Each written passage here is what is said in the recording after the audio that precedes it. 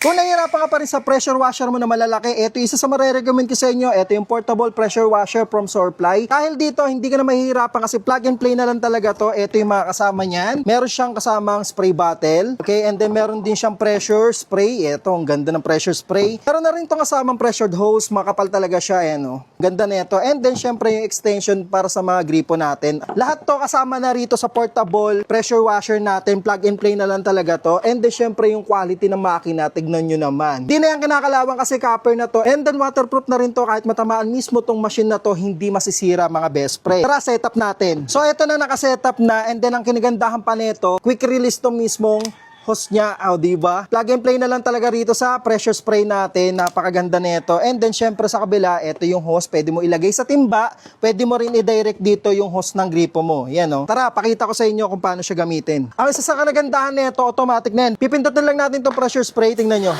Yan, pwedeng pa ganito, pakalat. Yan, pwede rin. Yan to. So yun, ganun lang siya kadali, plug and play lang din, di ba? Bit ko lang, hindi mo na kailangan magdala ng malalaking pressure washer. Kaya kung nagustuhan mo to, iiwan ko na lang yung basket nito sa gilid ng ating video. Solid!